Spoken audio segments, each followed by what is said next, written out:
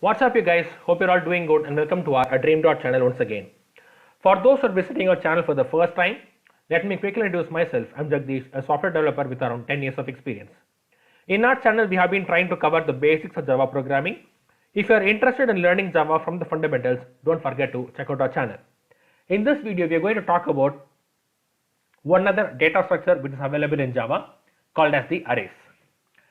So in simple words, array is a data structure which is used for storing the collection of the elements of a similar data type. For example, your array can be of integer type, or it can be of character type or a string type. If it is an integer array, you can store multiple integers into a common reference. If it is a character array, you can store collection of elements of a common data type, that is to a common name.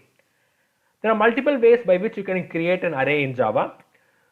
For example, if it is going to be an integer array, so first it's going to hold the data type, open and close of the square braces, then the name of the array, like let the name of the array be my array, equals new integer array of the square braces, and you need to define what is going to be the size of the array. For instance, I have defined my size of the array as a 5.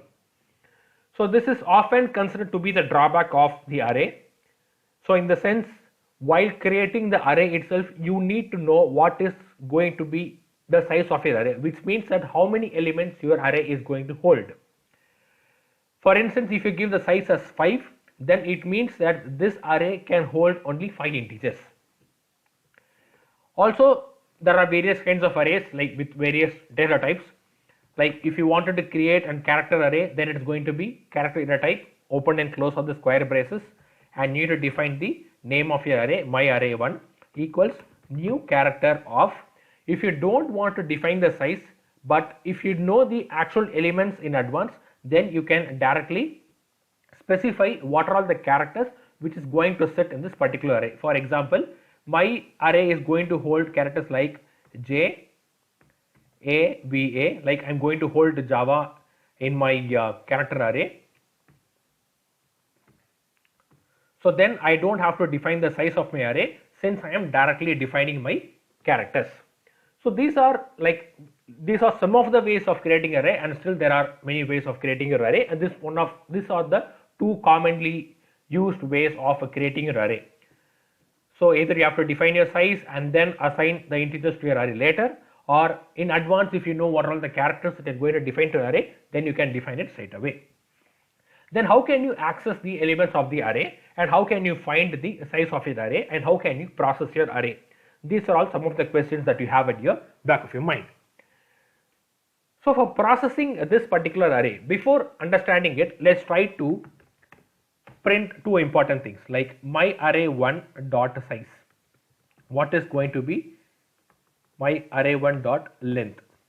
Okay, if it is an array list, then you have the size method for getting the size of the list.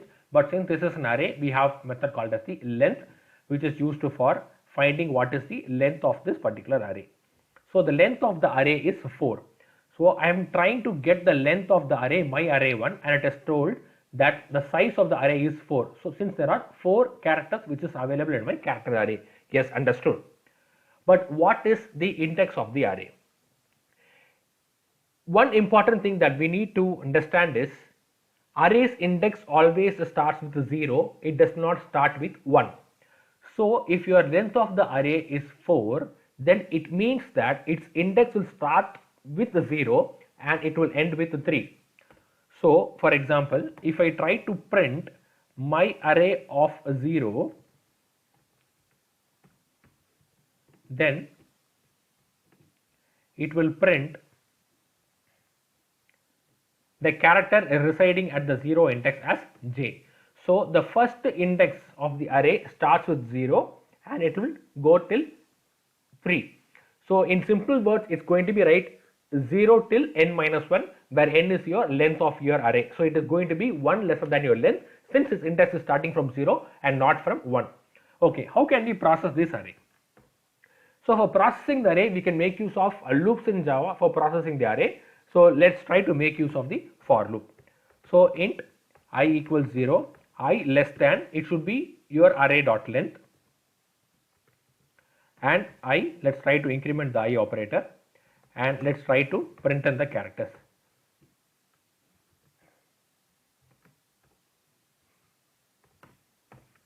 So my array of the index.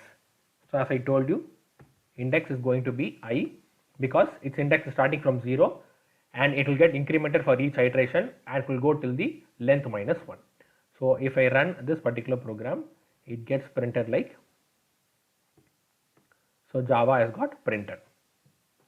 Each time when you iterate that particular array, it has got printed. If you don't want to use the length, then you can make use of the enhanced for loop. Like enhanced for loop is nothing but, so you know that it is a character array and each element in that array is going to be a character. So let the character be my char.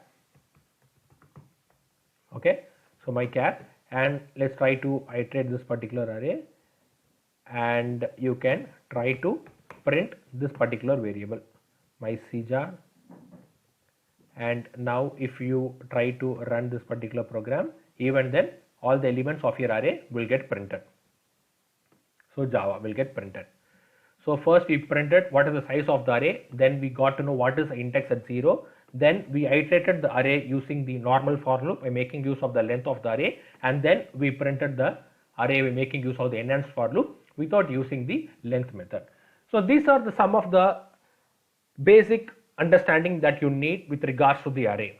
So to reiterate what we have seen, what are the ways of creating an array? So one main drawback of using the array is that if you are using this particular data structure, then you need to know what is going to be the size of the array beforehand, or you need to know what are the elements that your array is going to hold. Then a dot length will give you what is going to be the length of your array, and index of the array always starts with 0 and it ends with the length minus 1. And if you are processing your array, you can process it by making use of the loops, and for loop is one of the most common way of like iterating your loop.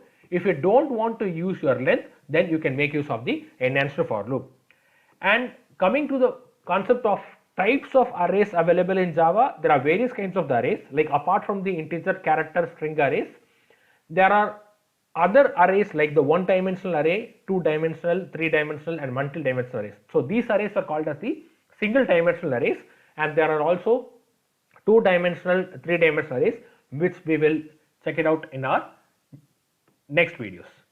Hope you found this video informative. If you have any questions related to arrays, don't forget to comment it out in the comment section. We'll reply you, or we'll create a video out of it. We'll see you in the next exciting video soon. Thank you.